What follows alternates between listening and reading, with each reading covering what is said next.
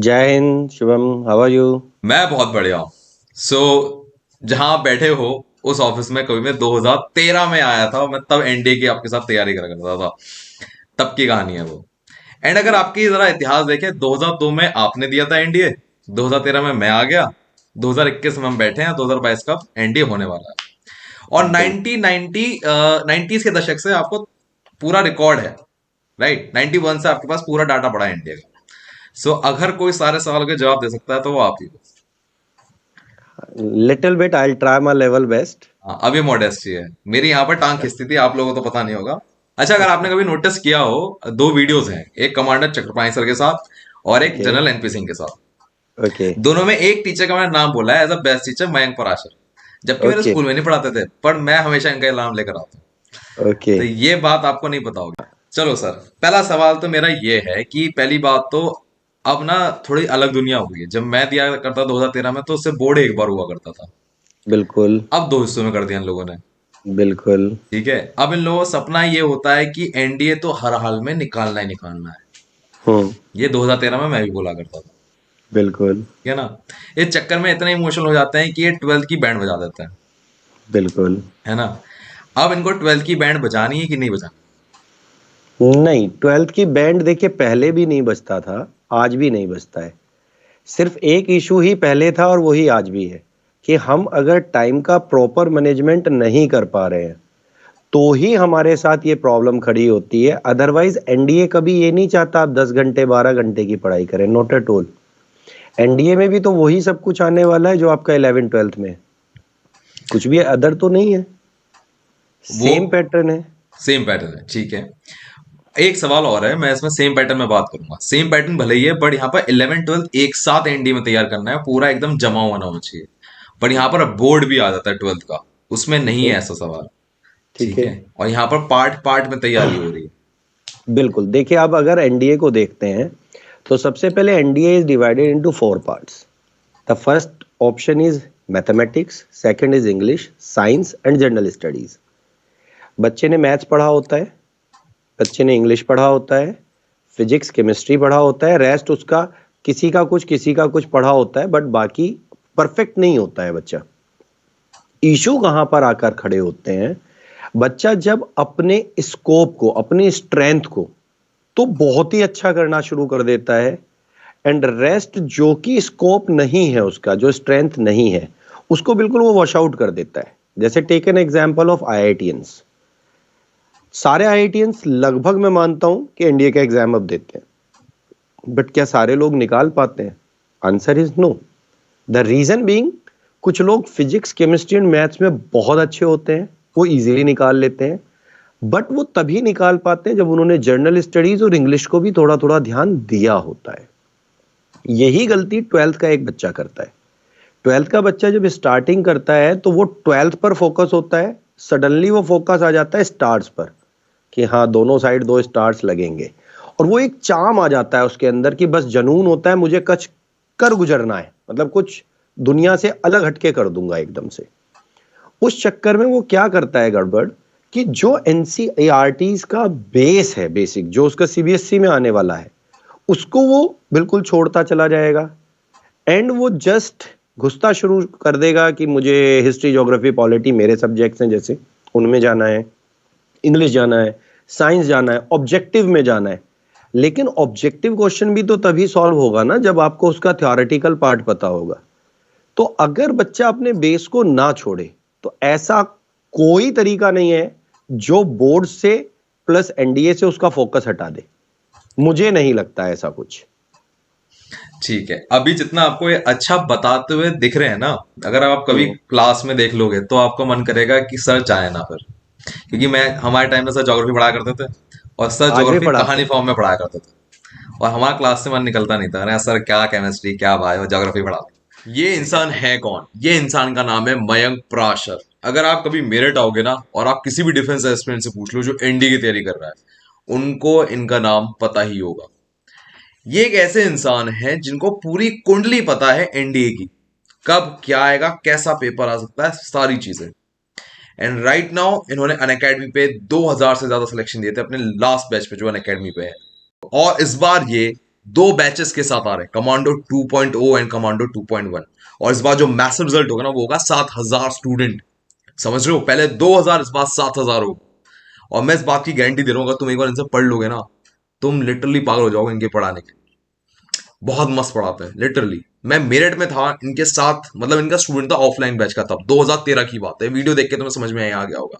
पर this time you need to make sure कि जब पढ़ रहे हो तो इनसे जरूर पढ़ना। मस्त पढ़ाते हैं, मजा आ जाता है एकदम। एक बात और, ये जो कमांडो 2.0 और 2.1 है, दोनों बैचेस, ये बाय करना तो ऐसे बर्बाद मत करना। आपको क्या करना है, वाशने कोड और गोल्ड कॉइन दोनों इस्तेमाल करने हैं। जैसे ही दोनों इस्तेमाल करोगे 25% का डिस्काउंट हो जाता है, और 12 महीने की चीज 6 महीने के रेट पे मिल जाती है। मतलब मैसिव डिस्काउंट है। बड़े बात लोगों को पता नहीं है। यू मेक श्योर की गलती आप मत करो। माँ बाप के पैसे मेहनत के होते हैं, बर्बाद करने के लिए नहीं होते। बात समझ में आ रही है? मेरा एक सवाल यहाँ पर, एक बड़ा अच्छा सवाल है। सवाल ये है कि मुझे ना सुमित सर का मैंने इंटरव्यू लिया, उन्हें ओके, यूपीएससी की फुल फॉर्म मुझे बताई, यूनियन पब्लिक सर्विस। कहना हो सकता है कि एक तो बंद कर दो उसे, कहा करो अनप्रिडिक्टेबल पहले तो सर्विस ये कि कमीशन। सुमित सर अभी शायद कहीं घूमने गए हुए हैं हाँ आफ्टर हाँ। मैरिज, और उनकी शादी में मतलब बच्चे लोगों ने खूब सारे ब्लॉग्स वगैरह उन्होंने डाले हैं, बच्चों ने, मुझे नहीं पता, उसमें मैं बहुत सारे अलग तरीके से दिखा हूँ, तो बच्चे कुछ अलग ही तरह के कमेंट्स कर रहे हैं। तो अभी वो मुझे यहाँ पर ऐसे देख रहे होंगे तो वो ये मान रहे होंगे कि यार ये इतना सीरियस बातें कैसे कर रहा है बंदा। खैर, अभी मैं सर सुमित सर की बात दोबारा लेकर आना चाहूंगा यहाँ पर। हम्म। सुमित सर ने अपने एक इंटरव्यू में कहा था कि यूपीएससी फुल फॉर्म आप थोड़ा चेंज करो, उसको कहना शुरू करो अनप्रिडिक्टेबल सर्विस कमीशन। हम्म।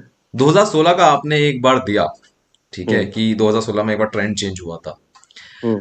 पर आपने हमेशा ट्रेंड चेंज होते हुए देखा होगा। इस बार मैथ्स लोग कहते हैं टफ आया, लेंदी पेपर आया। आप इसको बिल्कुल क्लियर कर दीजिए कि यूपीएससी अनप्रिडिक्टेबल नहीं है। मैं आपको आज बोल सकता हूँ। कैसे हो इसका सकता है ये? एग्जाम्पल हाँ इसका बताइए। एग्जाम्पल हम्म। इस बार 14 नवंबर को एग्जाम था। बिफोर दैट मेरे अपने यूट्यूब एंड अनअकैडमी पर सारे वीडियोस पड़े हैं, हम्म। जिसमें मैंने बार बार बोला था कि मैथ्स लेंदी आएगा, जनरल स्टडीज रिस्पेक्टिवली इजी आएगा। नहीं, मेरी बात बच्चों ने मानी। पेपर के बाद बहुत बच्चों का कॉल बैक आया। इवन देन सुमित सर से भी बात हुआ था, सुमित सर सेंटर पे भी गए थे, तब भी बच्चों ने कम्युनिकेट करा था सुमित सर के साथ ही, हमसे भी। तो उस समय पर भी यही बच्चों का आया कि सर आपने बोला था कि मैथ्स लेंदी आएगा। मैथ्स का पेपर टफ नहीं था, लेंदी था, जिसको बच्चा उस ड्यूरेशन में नहीं कर पाया। That is the basic problem. ये कैसे प्रिडिक्ट हुआ? कभी भी आप 2006 के बाद से अब तक एवरी 2.5 ईयर और 3 ईयर के पेपर्स उठाकर देखिए, आपको हर 2.5 साल में एक साइकिल चेंज होते हुए नजर आएगा।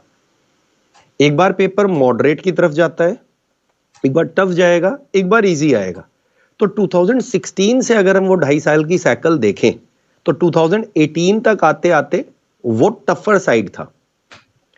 देन फिर अगर हम 19 और 20 के पेपर्स देखें तो वो बहुत इजियर साइड चले गए थे। सबने माना कोविड है दैट्स व्हाई वो इजी है, जबकि ऐसा नहीं था, वो इजियर ही थे। अभी वो चेंज हुई साइकिल फिर से। तो ये एक्सपेक्टेड था कि ये फर्स्ट से होगा, तो वो ही हुआ। जैसे कि मैं अभी भी बैठ के बोल सकता हूं, एनडीए 1 2022 का जो एग्जाम होने वाला है 10 अप्रैल को, डैम श्योर मैं उसमें बोल सकता हूं कि maths as well as GAT दोनों सरप्राइज करेगा। क्यों? अब पेपर अगले 1.5 साल 2 साल थोड़ा एक हायर एंड पर आएगा। ये बेसिक ट्रेंड रहा है, तो अनप्रिडिक्टेबल इसमें कुछ भी नहीं था। द सिंपल थिंग इज कि आप एनडीए के लिए पढ़ रहे हैं, तो आपने अगर टॉपिक को, जैसे आप ही ने मेरे से क्लासेस में पढ़ा है, जैसे आपने अभी बताया, तो आप चेक करिए। शायद मैं आपको जब रॉक्स उस समय पर पढ़ाता था तो भी मैं लैकोलिथ, पैकोलिथ, बोकोलिथ, तब डेप्थ तक हम जाते थे। अभी मैं अनअकैडमी आया था तब मुझे बच्चों ने कहा सर ये सिविल्स का क्या पढ़ा रहे हो, इतना डेप्थ थोड़ी ना आता है। बट वही सेम चीज एनडीए फर्स्ट 2021 में आ गया पेपर में, तो बच्चों को लगा कि सर ने क्या कराया था कि एकदम आ गया। अदरवाइज मैं तो अनअकैडमी पर बहुत नया था, जस्ट मुझे अभी 18 महीने कंप्लीट हुए हैं, एंड एकदम से सडनली ऐसा क्या हुआ कि बच्चों को ये लगने लगा कि नहीं ये बंदा ठीक करा रहा है। द ओनली रीजन, जब एनडीए 1 2021 दिया उन्होंने तो 23 क्वेश्चन ज्योग्राफी से आया जो मेरा सब्जेक्ट था, 22 उनको पढ़ा हुआ मिल गया। इस बार 22 क्वेश्चंस था वो उनको पढ़ा हुआ मिल गया। तो बच्चों का जो वो एक सपोर्ट आया, बच्चों का जो एक वो फेथ आया, वो सिर्फ और सिर्फ रिवर्ट था जो मेरा यहां करा गया एक्सरसाइज आप लोगों के साथ ऑफलाइन में लास्ट 16 ईयर्स से था। तो वो एक एक्सपीरियंस है। यूपीएससी अनप्रिडिक्टेबल बिल्कुल नहीं है। पेपर इमीडिएट पता चल जाता है किस लेवल का आएगा, कौन बच्चा उसको निकाल पाएगा। हाँ, अगर वो बच्चा बुकिश है तो पेपर नहीं निकलेगा, मैं आपको आज बोल रहा हूं।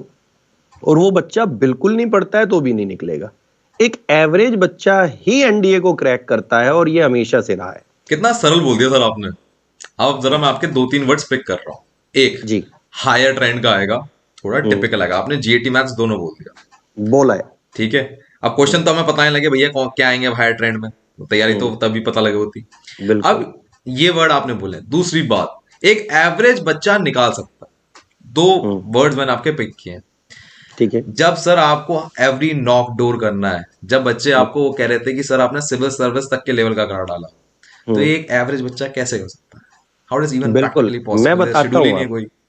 मैं बताता हूं, जब बच्चा सिविल सर्विसेज की बात करता है तो एक्चुअली में वो ये नहीं जानता है कि सिविल सर्विसेज में प्रीलिम्स का पार्ट कुछ अलग होता है और मेंस का पार्ट कुछ अलग होता है। जो डिफिकल्टी लेवल है सिविल सर्विसेज के अंदर, वो मेंस में है, जहां डिस्क्रिप्टिव लिखना होता है। जहां ऑब्जेक्टिव है, वहां पर क्वेश्चन बहुत लड्डू भी आया है और बहुत टफर साइड भी आया है। तो हमें वो टफर साइड नहीं जाना था, बट जो लड्डू आया हुआ है एटलीस्ट अगर वो हमने किया है, तो हम कैसे नहीं माने कि वो एनडीए में नहीं आएगा। कैसे हम लोग नहीं माने कि वो सीडीएस में नहीं आएगा, वो असिस्टेंट कमांडेंट में नहीं आएगा। और सपोज हमने टफर साइड वाला क्वेश्चन भी लिया और वो हमारा एनडीए में रिपीट हो गया, जो कि हो रहे हैं पिछले कुछ समय से, तो आप ऑफ कोर्स चेक करिए कि रिपीटेड क्वेश्चन अगर सेम मिलेगा तो शायद आप भी गलत नहीं करेंगे।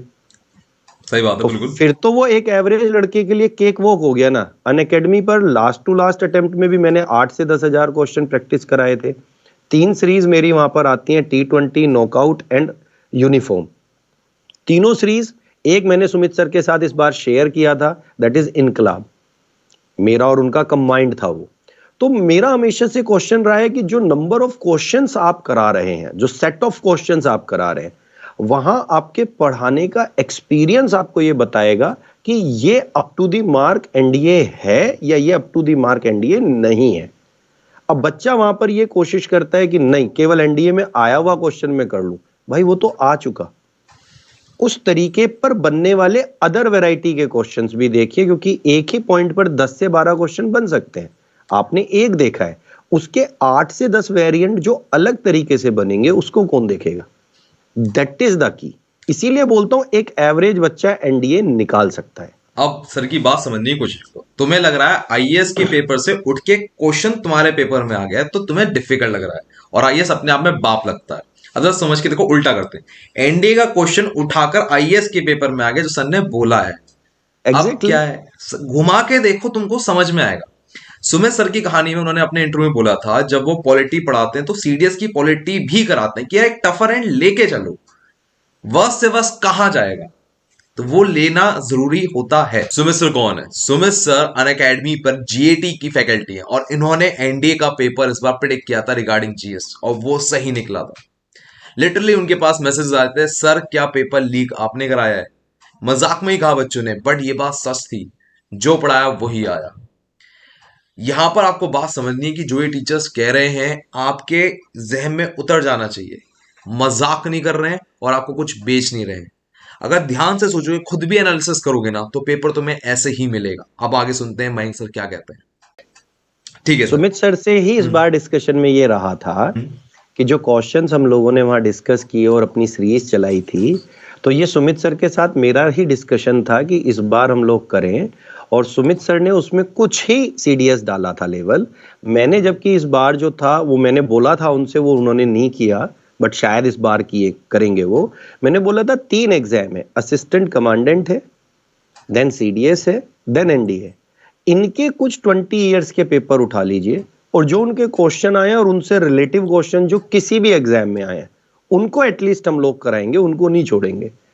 तो उन्होंने केवल सीडीएस पिक किया था, मैंने तीनों पिक किया था।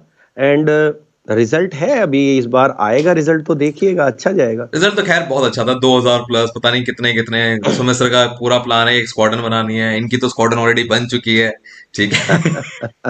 तो ऐसा सीन है ये। तो अभी तुम्हें मयंक सर का अंदाजा है नहीं, तुमने पंडित देखा हो ना, इंसान जो है इंडिया का पंडित, तो वो पंडित ये आदमी है। ये बिल्कुल एग्जैक्ट बता देते हैं क्या होगा अभी। तो ये बहुत जरूरी है। अच्छा सर एक बात और, अभी समझने की कोशिश करो सर ने ना क्या बोला। उन्होंने बोला जब मल्टीपल पेपर कहना तुम्हारा खौफ बढ़ता जा रहा है। यार ये क्या कह रहे हैं मल्टीपल पेपर?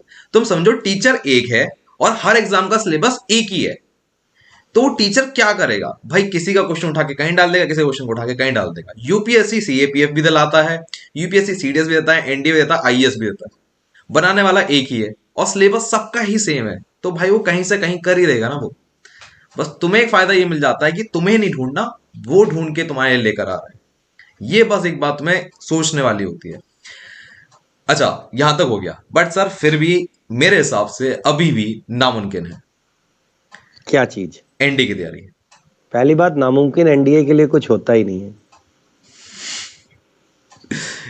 एवरेज लड़के के लिए नामुमकिन, चेंज माय नहीं, स्टेटमेंट। अरे मैं बताता नहीं, हूँ कैसे, समझो सर आप। बताइए, अभी बताइए। देखो, आपने कहा भाई बोर्ड से तो कॉम्प्रोमाइज करना ही नहीं है। मैं इसको एक एक सेकेंडरी एग्जाम्पल दूं आपको। हाँ चलो आप दो पहले, फिर मेरा सवाल आप आएगा जब टफ। आप जब मेरे क्लासरूम प्रोग्राम में थे, आप मेरे यहाँ पर एक डिजर्विंग कैंडिडेट थे। ओके। ठीक, आप एक पढ़ने वाले बच्चे होते थे, हम्म। बट स्टिल काफी बार ऐसा होता था कि आपको वो चीज नहीं समझ में आ रही है तो आप अटक जाते थे एक जगह। हाँ बहुत। बहुत बार। हाँ। आपसे मैंने बताया था कि बहुत सारे बच्चे ऐसे भी हैं जो आपके लेवल से बहुत कम थे, हम्म। एंड स्टिल वो अटकते नहीं थे। वो प्रॉब्लम में कहीं फंसे तो वो उसको छोड़ देते थे, बाय द टाइम बाद में देखेंगे, पहले आगे का कंटिन्यू करो। ट्रू। जबकि आप क्लास में वहीं पर अटकते थे। बिल्कुल। आप ही के अपने बैचेस से चेक करिए, आप ही के साथ वाले लोग आप ही के कम डिजर्व करने के बावजूद वो रिटर्न कर गए थे। मेरे से पहले। देखा ना, मेरे से पहले। Perfect example. मेरे से पहले निकाल गए थे वो लोग, और मुझे तीसरा चौथा टाइम लग गया था निकालते निकालते। एग्जैक्टली। और मैंने इनकी बात सुननी पड़ी, तब मैंने कहा कि अब बस इन्हीं की सुनूंगा और कुछ नहीं करूंगा, तब जाके निकला। आप देखिए उसका रिजल्ट भी था, आपका निकला। फिर आपका ऐसा भी नहीं है कि नहीं निकला, ऐसा नहीं है कि आपके अंदर वो नहीं था, आप ही के अंदर था। पेपर आप ही को देना था, मुझे जाके पेपर नहीं देना था। ऐसा भी नहीं मैंने आपको 2 बार पहले पढ़ाया था तो कुछ गलत पढ़ाया था और उस बार बहुत अच्छा पढ़ा दिया। मैंने सेम ही चीज पढ़ाई थी, बट आपके पढ़ने का परसेप्शन बदला था कि मुझे पेपर में भी है सेम 10 क्वेश्चन आए हैं, 5 मेरे टफ आ गए हैं, 2 मेरे इजी आ गए, 3 एवरेज आ गए, तो मैं 5 में समय खराब नहीं करूंगा। पहले मैं 2 इजी करूंगा, 3 एवरेज करूंगा, देन मैं टफर साइड जाऊंगा। बच्चा उल्टा करता है, एक टफ आया उसी में अटक गया और टाइम पूरा वेस्ट कर दिया। वो नहीं करना चाहिए। जैसे किसी बच्चे का मेरे पास आज ही एक आया था कि एक बच्चा कहीं एसएसबी की कोचिंग के लिए गया, एंड वहां पर उसका मन नहीं लगा, उसको खाना पसंद नहीं आया, एंड वो वापस आ गया। अब उसके पेरेंट्स उसको बैंगलोर में ना तो बीटेक कराने को तैयार है और ना वो आगे एनडीए की तैयारी कराने को तैयार है। रीजन, उस बच्चे ने कहा सर मैं वापस ही तो आया हूं तैयारी छोड़कर, ऐसा मैंने क्या कर दिया। मैंने कहा भाई, आपके वापस आने में जो पेरेंट्स को समझ आया वो था कि आप में एडजस्टमेंट प्रॉब्लम है, और आप कभी भी घर से बाहर निकलेंगे, आइदर आप एनडीए के लिए जाएंगे या आप अपना बीटेक करने जाएंगे, उस समय आप एडजस्ट नहीं कर पाएंगे। इसलिए पेरेंट्स अब एक कदम पीछे ले रहे हैं और वो आपके लिए कुछ लोकलाइड में सोचने की कोशिश कर रहे हैं कि लोकलाइड में क्या सोच के मैं अच्छा कर सकते हैं इसके लिए। तब उसको ये बात समझ में आई कि वाकई उसकी एक गलती ने उसके कैरियर पर उसके पेरेंट्स के सामने क्वेश्चन मार्क लगा दिया। दैट इज ठीक है, बट सर मैं वापस आता हूँ अपने सवाल पे। 2021 is not an year to clear NDA with the preparation with the average person. मैं आपको सच सच बताऊं, क्योंकि मैं तो सच में बताऊं डर गया हूँ। ठीक है, मतलब हो ही नहीं सकता। मतलब हमारे यहाँ बोर्ड होते थे अप्रैल में। ठीक है। ठीक है, आराम से आप टाइम है पढ़ाई करो, स्कूल जाओ मत जाओ, चिल आउट करो। ठीक है, इनका डंडा हो रखा है अभी। बोर्ड सिर्फ है टायर 1। अभी टायर 1 की तैयारी में लगे होंगे, तो जितना भी सिलेबस आ रहा है इनका। लेकिन एक एक बहुत अच्छा सा पार्ट नहीं आया समझ। क्या? आपके टाइम पे आपको डिस्क्रिप्टिव देना होता था, हाँ अभी ऑब्जेक्टिव है। सर, मौत तो मौत होती है, उसको तुम अलग नाम दे लो, उससे क्या फर्क पड़ता है? नहीं, डिस्क्रिप्टिव पे आपकी स्टेप मार्किंग होती है, ऑब्जेक्टिव में आपकी एक्यूरेसी होती है। आपके पास 4 ही ऑप्शन है, मरने के 4 ही तरीके हैं ना। हाँ। उनमें से अच्छे से किससे मरा जा सकता है। लिखने में तो आप उसको कहीं भी सजा सकते हैं ना, एक अच्छा सा आर्टिकल बना सकते हैं। बंदे को पढ़ना पड़ेगा, उस परसेप्शन पे वो आपको राइटिंग देखेगा, 10 चीजें देखेगा। यहां तो टिक करना है, सही कर दिया तो सही, नहीं करा तो नहीं। तो बेसिक मेरे मानना है कि ये अब आसान हो गया है, जब से एनसीईआरटी सीबीएसई हर जगह पर ऑब्जेक्टिव टाइप आने लगा है, तब से ये आसान हो गया है, क्योंकि एकेडमिक्स में ही बच्चे के दिमाग में ये आने लगता है कि मुझे बेसिकली जिस जॉब के लिए जाना है उस जॉब में ऑब्जेक्टिव टाइप आना है। तो एक जो फॉर्मेशन ऑफ क्वेश्चन है वो करने लगता है वो। दूसरा, सॉल्विंग की अप्रोचेस उसको क्लियर होती हैं कि या तो वो उसको परफेक्टली आता है, या वो मेथड ऑफ एलिमिनेशन लगा सकता है, या वो 50-50 में जा सकता है। तीन ही अप्रोच है, फोर्थ तो है ही नहीं। तो उससे उसको और फायदा ही मिलेगा, लॉसेस तो मैं नहीं मानता कि कोई है। चलो मैं एक और लॉस दिखाता हूँ, मैं अभी मानता हूँ टफ है। देखो, एक होता है डर। हम्म। डर हर 12th के बच्चे को होता है, वो डर ही होता है 12th के बाद मेरा क्या होगा। ठीक है। ठीक है, ये डर ऐसा डर है कि अब इंसान को डाइस में डाल देता है। हम्म। मतलब डर लग रहा है भाई, पता नहीं क्या होगा क्या होगा क्या होगा क्या होगा। तो एनडीए को उस दिन तैयारी की, अब बोर्ड की मौत दिख रही है, तो हम्म। अब जहां जितनी जैसे भी करी छोड़ छाड़ के अब बोर्ड हम्म। की तैयारी में लग गया। हम्म। ठीक है, अगर बोर्ड बाई चांस ठीक नहीं हुआ ठीक है। तो घबराहट के मारे 6 7 8 दिन गायब।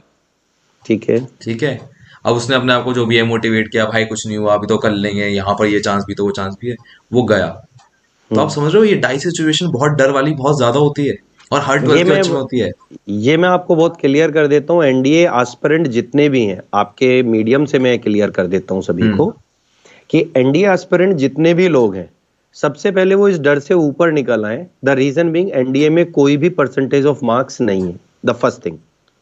सेकंड थिंग जो यहाँ पर याद रखने का है वो ये कि आपके 40% मार्क्स हो एंड देन आप एनडीए रिकमेंड हो गए हो, और आपके 90% मार्क्स हो एंड देन आप एनडीए रिकमेंड हो गए हो, तो एनडीए एकेडमी में जाके आपके साथ ट्रीटमेंट सेम ही होगा।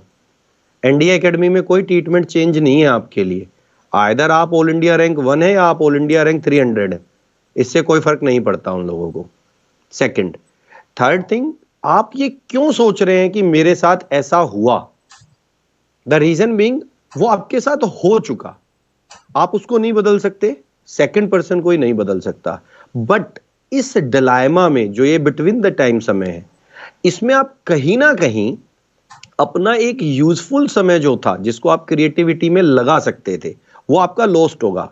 टेक एन एग्जाम्पल, मेरे यहाँ एक लड़का पढ़ने आता है, उसको मैं कुछ समझाता हूँ, उसको समझ नहीं आता, अचानक से वो क्लास के बीच में चला जाता है, और वो 3 दिन भरपूर तरीके से क्लास नहीं आता है। सडनली वो क्लास में वापस आता है एंड कहता है सर अब सब कुछ बदल दूंगा, एंड वो बदला उसके बाद, एंड आज वो आपके सामने बैठा हुआ है, एंड नाम है उसका सर ये गलत बात है, चीटिंग होती है, ये डिस्कस नहीं हुआ था।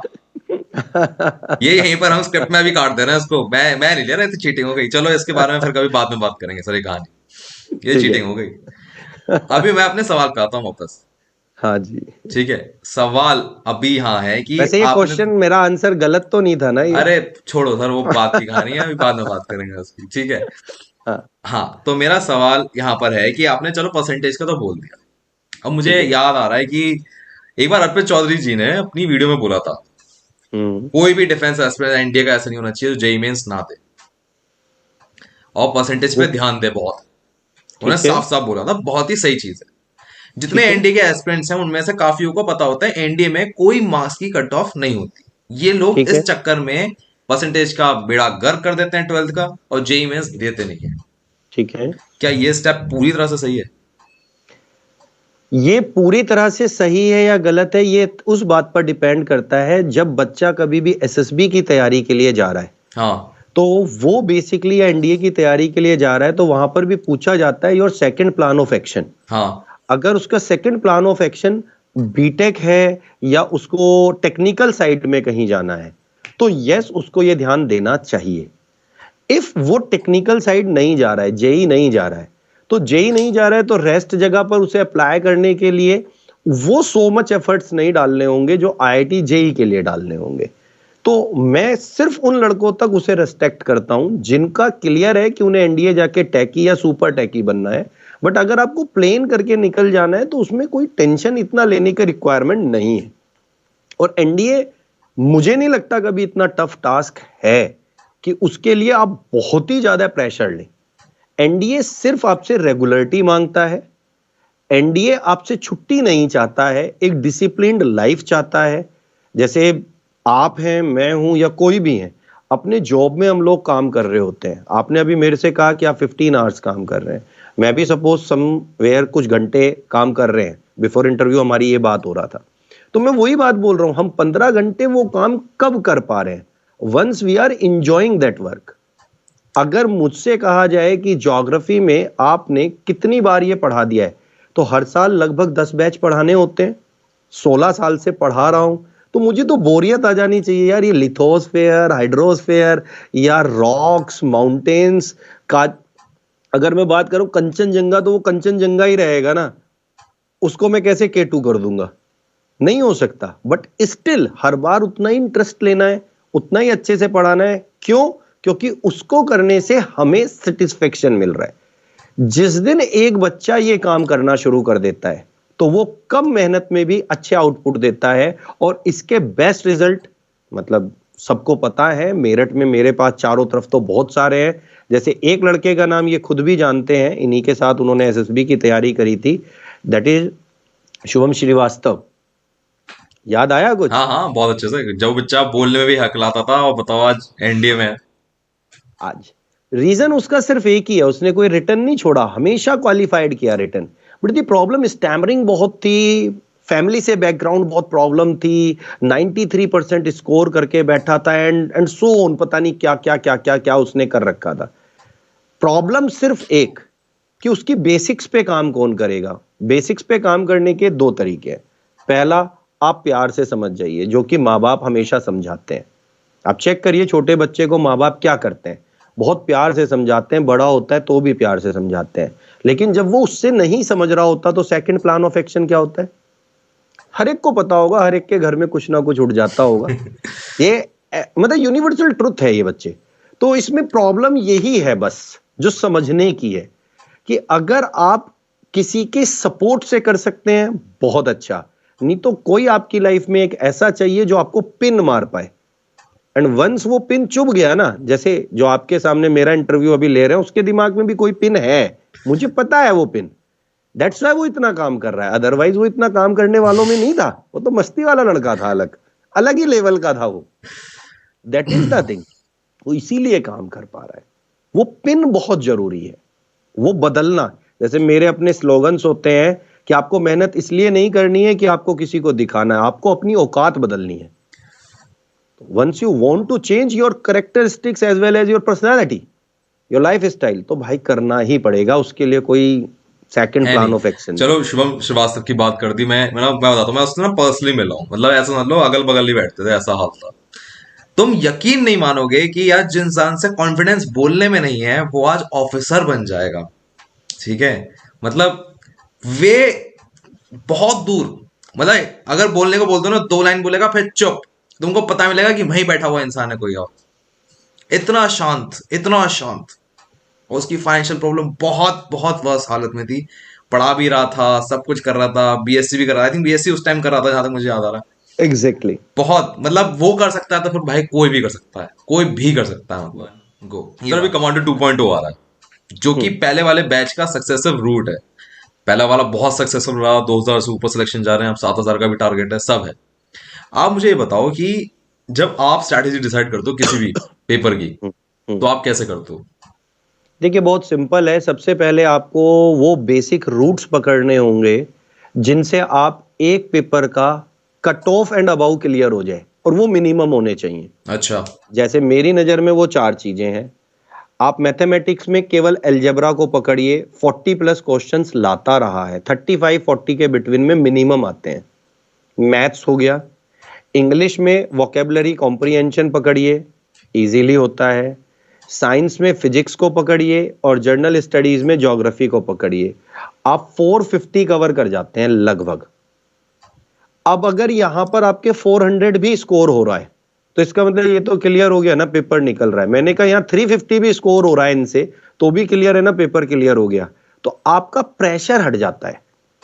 देन केमिस्ट्री एंड बायोलॉजी पर आपके 25 क्वेश्चंस आते हैं, उनमें से अगर आप 15 भी करते हैं, तो भी वो आपके मार्क्स बढ़ाएंगे, घटाएंगे नहीं।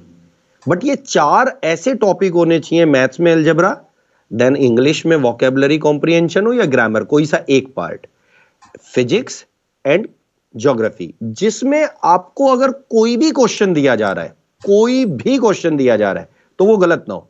जैसे प्लेटफॉर्म पे मैं लास्ट टाइम पर भी था और मेरी वहां बात हुई, बच्चों से इंटरेक्शन होता था, तो ये बोलते थे सर सुबह से शाम हमारा हो जाता है, हम क्लासेस क्लासेस क्लासेस अटेंड कर रहे होते हैं। तो मैंने वहां पर सबको यही सजेस्ट किया कि आप सबसे पहले मेरी क्लासेस छोड़िए, आप पढ़ लिए है ना, जब तक आप सेल्फ प्रैक्टिस नहीं करेंगे, कोई सेट ऑफ एजुकेटर या कोई इंडिविजुअल एजुकेटर आपकी जगह जाकर पेपर नहीं देगा। इसका मतलब आप जब तक सेल्फ अपने आप में रिवीजन नहीं लेंगे, तब तक कोई दुनिया की ताकत नहीं है जो आपका सिलेक्शन करा दे। बच्चों को वो बात इतना पसंद आई कि हाँ उन्होंने क्लासेस को कम किया। भाई देखिए, हम एजुकेटर्स हैं, हम लोग अपनी क्लासेस इसलिए लगा कर रखते हैं कि हो सकता है इस सेट ऑफ बच्चे को अभी रिक्वायरमेंट नहीं है, बाद में पढ़े। वो हो सकता है रिकॉर्डिंग देखे, वो हो सकता है लाइव देखे, वो हो सकता है मतलब किसी भी तरह से उसको यूज करे। हमारी वो ड्यूटी है, दैट्स वाई हम उस कंटेंट को बेटर वे में प्रोवाइड करा रहे हैं। अब जैसे आपने कहा कमांडो 2.0, तो कमांडो 2.0 में हमने इस बात का ध्यान रखा है कि हमने मंडे टू फ्राइडे क्लासेस रखी हैं सभी एजुकेटर्स ने। सैटरडे संडे हमारी क्लासेस ही नहीं है उसमें प्लस की। इसका मतलब या तो हम उस दिन टेस्ट रखेंगे, या हम स्पेशल क्लासेस में उनको रिवाइज कराएंगे, या एमसीक्यूज कराएंगे। भाई एजुकेटर तो आएंगे ना पढ़ाने के लिए, तो उससे बच्चे का फायदा यह होगा कि 5 दिन अगर वो पढ़ता है और 2 दिन उससे रिवीजन मिल जाता है और थोड़ा सा वो सेल्फ स्टडी कर लेता है, तो ये मिक्सचर जो कॉम्बो बन के आता है, ये उसको सेम वो फील देगा जो फील ऑफलाइन देता है। जबकि मैं खुद ऑफलाइन भी पढ़ाता हूं, फिर भी ये बोल रहा हूं ऑफलाइन कोचिंग जाने की रिक्वायरमेंट कम हो जाएगी अगर वो इस कॉम्बिनेशन पर काम करे। बट अगर वो entire day to day back to back classes morning to evening लगा रहा है बच्चा, और नाइट में वो थक के सो गया, सुबह उठा फिर से क्लासेस शुरू हो गई, मंडे टू संडे वो इन्हीं चीजों में लगा रह गया, सेल्फ उसने नहीं किया, तो लास्ट तक जाते जाते इतना बड़ा बल्क होगा उसके पास नोट्स का, अच्छा मोटा गट्टर, और वो ये सोच रहा होगा यार मैं ये पढ़ूं कि नहीं पढ़ूं, यार मैं ये करूं कि नहीं करूं। एंड अल्टीमेटली गोल कहीं सेकेंडरी छूट जाता है पीछे, बच्चा पढ़ाई में दब जाता है, जो मेरा मानना है। बिल्कुल सही मानना है। सर एक बात बताओ, मेरे 2 सवाल है। एक तो फ्यूचर का बड़ा डर लगता है। फ्यूचर किसी ने भी नहीं देखा, मुझे दे पता था क्या मैं कभी अनअकैडमी आऊंगा, ये मैंने सोचा था क्या? पर लगता तो है, ऐसा सोच के देखो, अगर आपकी औलाद खुद हो, 12वीं की बात हो, और उसका पता नहीं यार क्या होगा। मैं यही नहीं सोच पा रहा वो 12वीं तक भी जाएगा कि नहीं, वो इतनी मस्ती करता है यार अभी से। फिर भी सर इनको तो लगता है, इनके माँ बाप डराते हैं, बेटा 12वीं के बाद क्या करोगे। इसका भी एक लॉजिकल आंसर है। आप चेक करिए शुभम, जब आप ही खुद 10th में थे, हाँ तो घर वालों ने कहा होगा बस इस बार अच्छे से कर ले, ये जिंदगी भर काम आएगा। हाँ। आप 10th कर गए, बताइए क्या काम आया एक्सेप्ट डेट ऑफ बर्थ? वो भी 10 में जाके दिखानी पड़ती, बस इसलिए काम आता।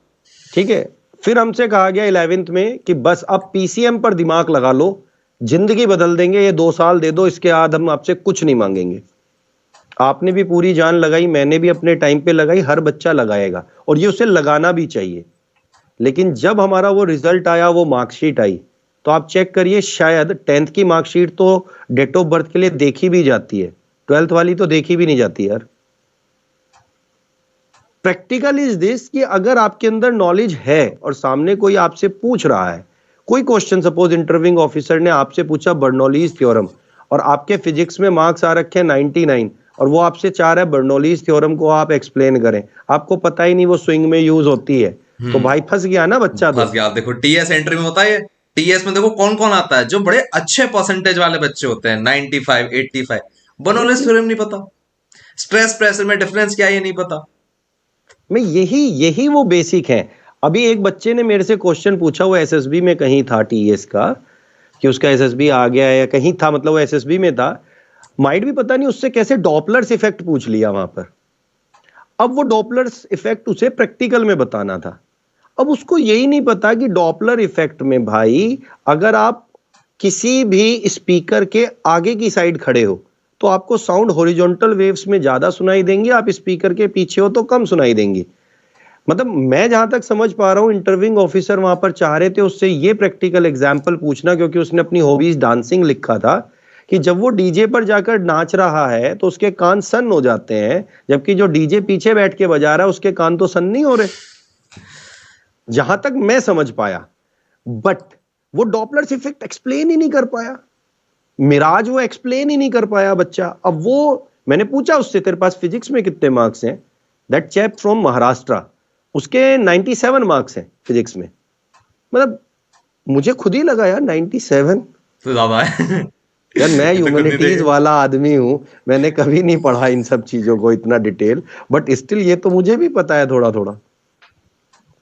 तो मेरा मानना यही है कि आपकी नॉलेज अगर है तो कोई आपके सर्टिफिकेट कभी नहीं चेक करता, कभी नहीं होता, बट स्टिल आपको अपने सर्टिफिकेट्स पर काम करना चाहिए।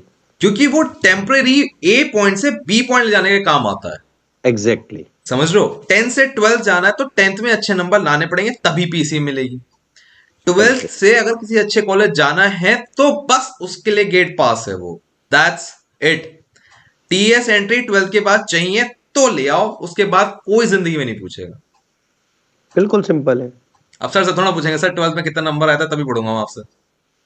चलिए मैं बता देता हूं, मेरे 10th में 56.8 मार्क्स थे और 12th में मेरे 62.83 शायद ऐसे कुछ थे। ये इंसान पंडित आदमी है, सच बता रहा हूं।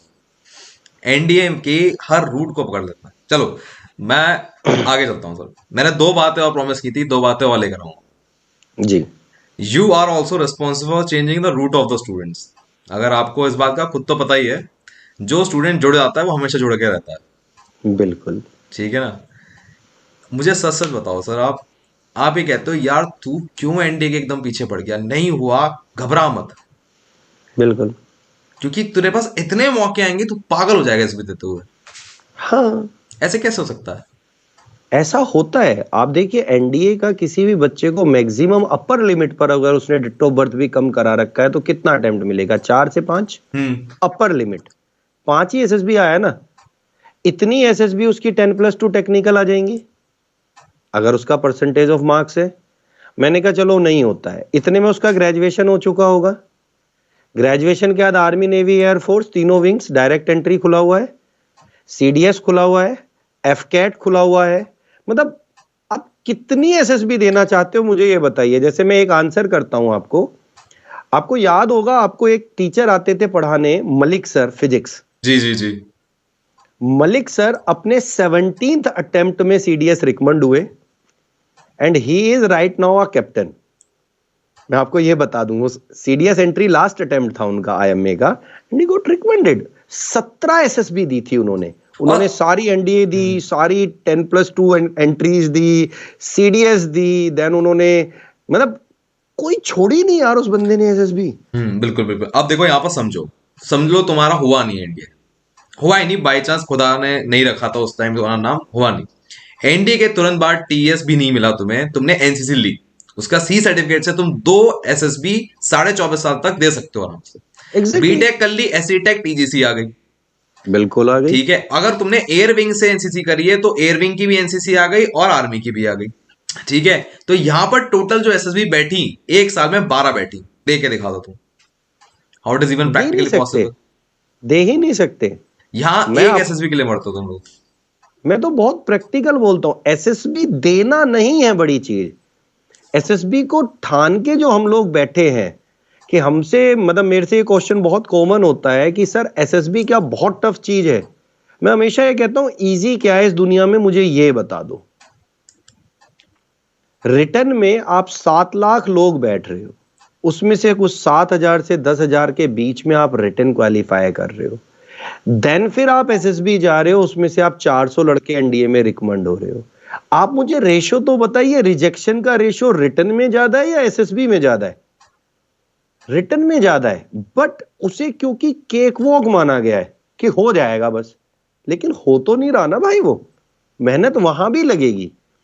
दूसरा, जो बच्चा एसएसबी के लिए वाकई डेस्परेटेड है लेकिन स्टिल उसका नहीं हुआ, तो मैं उसके लिए हमेशा बोलता हूं कि बेटा सबसे पहले इवैल्यूएट करो। जैसे मैं शुभम को भी यही बोला था जब इसका नहीं हुआ है कभी भी और इसकी बात हुई है मेरे से, भाई इवैल्यूएट कर। इसने कहा सर सब कर लिया, अब तो मैं दूसरों को भी ले लेके इतनी बातें पता कर ली, मैं दूसरों को भी गाइड कर देता हूं। बट मैंने स्टिल इससे कहा कि वो मोमेंट कोई ना कोई ऐसा रहा होगा जिसमें आपने कुछ ऐसा कम्युनिकेशन कर दिया होगा या कुछ ऐसा हो गया जो उनके मेरिट्स के ऊपर या नीचे चला गया। मतलब उनमें फिट नहीं होता वो। जहां भी वो फिट नहीं होगा वहीं पर वो आपको क्या करेंगे, टाटा बाय बाय, अगली बार आना, थैंक यू, वी आर अगली वेटिंग बार फॉर यू। मिलते हैं। और वो इस कमिटमेंट के साथ आपको छोड़ते हैं कि प्रॉमिस करके जाइए अगली बार आप खुद आएंगे। मतलब आप वो एक ऐसा मोटिवेशन फैक्टर होता है उस समय कि जैसे वो पर्सनली मेरे से बात कर रहा था कि यार तू बाहर जा और अगली बार फिर से आ। यस, ये होता है। चलो तो अभी डरने एनडीए की निकलेगा, जरूरत नहीं है। अभी एनडीए निकलेगा, समझो मेरी बात, एनडीए निकलेगा। सबसे पहली बात, जी, मैं एक बात कहूंगा, अगर सर से पढ़ रहे हो तो फेथ रखो, जो पढ़ा रहे हैं इसी से आएगा। ये बहुत गलत तरीका होता है कि सर का पढ़ लिया थोड़ा, अब कहीं और से किताब से पढ़ लिया, फलाना किताब देख ली। मैं एक क्वेश्चन इसमें कहता हूं, मेरे से नहीं, आप अनअकैडमी पर, यूट्यूब पर या ऑफलाइन में, आप कहीं भी पढ़िए, किसी भी सेट ऑफ एजुकेटर से पढ़िए, उन पे फेथ रखिए क्योंकि वो पहली की है सक्सेस के लिए। बार बार चेंज नहीं करिएगा, एक बार जाइए, उन्हीं के साथ जाइए। कोई टीचर गलत नहीं पढ़ा रहा है, सिर्फ इतना फर्क आता है किसी टीचर का पढ़ाया हुआ हमें बहुत जल्दी समझ आ जाता है, किसी टीचर का पढ़ाया हुआ हमें देर से समझ आता है। तो ये बात तो हम पहले 2 से 3 दिन में समझ चुके होते हैं कि यार इसके साथ हमारी अंडरस्टैंडिंग बनेगी या इसके साथ अंडरस्टैंडिंग नहीं बनेगी। तो टीचर नहीं है गलत, एजुकेटर्स गलत नहीं है। जो एक बात गलत है बस वो ये कि हम बीच में जब मेहनत करने का समय आता है तब हम स्विच मार जाते हैं कि यहां नहीं यार वहां कर लेते हैं, वहां अच्छा हो रहा है। अब इससे बीच सबसे में बड़ा नहीं। नुकसान देखो, जब तुम स्विच करते हो तुम्हें ये नहीं पता लगता कि मेरा काम कितना कितना खत्म हुआ है, एग्जैक्टली। और जिस वजह से कॉन्फिडेंस कभी आता ही नहीं, खत्म ही क्या हुआ है, और मामला वहां जीरो पे बैठ जाता है। और फिर अगर पीछे के 3 महीने उठा के देखोगे ना, गायब हो जाएंगे। और ये जो 3 महीने होते हैं ना, इसे कहते हैं क्रैश कोर्स, कुछ लोग बोलते हैं क्रैश कोर्स लॉन्च। ये तो चलो अब 3 महीने से, मतलब 6 महीने का होता तो पूरा फुल टाइम कोर्स, अब ये क्रैश कोर्स। ये 3 महीने यूं गायब हो जाएंगे, ऊपर से बोर्ड बीच में बैठा हुआ है, अड़ंगा मार के बैठे हुए। तो ये बात आपको समझनी पड़ेगी। एक बात बोलता हूं, मेरा सर को भी यकीन होगा, हमें अनअकैडमी ज्वाइन करने का एक सबसे अच्छा रीजन ये है कि अनअकैडमी ना पैसे बर्बाद नहीं हो सकते, पॉसिबल ही नहीं है कि एक टीचर मान लो तुम्हें पसंद नहीं आया, हटा दो, दूसरा ले लो तुरंत। मैं इंग्लिश एग्जैक्टली, पढ़ा रहा हूं, सर ज्योग्राफी पढ़ा रहे हैं, दोनों पसंद नहीं है, दोनों ही चेंज कर दो, बिल्कुल। खत्म। एक पैसा बर्बाद नहीं होता, यही अच्छी बात है। So keep faith, keep discipline, और बाकी चीजों इंटरसेक्शन दूर रहो, पक्का निकलेगा, ऐसा हो नहीं सकता ना निकले। एकलव्य पत्थर की मूर्ति से करा सकता है काम, तो कोई भी कर सकता है। कोई भी कर सकता। एकलव्य, बट वो शिद्दत तो दिखाओ जो एकलव्य ने दिखाई। वो शिद्दत देना, उसकी उस प्राइस वैल्यू ही नहीं है भाई उसकी, बस। वो नहीं हो पाता, बहुत कम लोग होते हैं जो करते हैं, गिने चुने। Thank you so much sir. और कमांडो 2.0 शुरू होने जा रहा है, उसका लिंक डिस्क्रिप्शन बॉक्स में चेकआउट करो, ठीक है। ऑलरेडी स्टार्ट हो गया है। ऑलरेडी स्टार्ट हो गया है, बट घबराने की बात नहीं है, उसमें रिकॉर्डेड्स होती हैं, अपने अकॉर्डिंग देख सकते हो, but need to be discipline, ठीक है। Thank you so much sir, thank you. Okay जी, थैंक यू। मैं उनको रोज सोचता हूँ, मैं उनको रोज सोचता हूँ। वो है अंतिम पगों के निशान।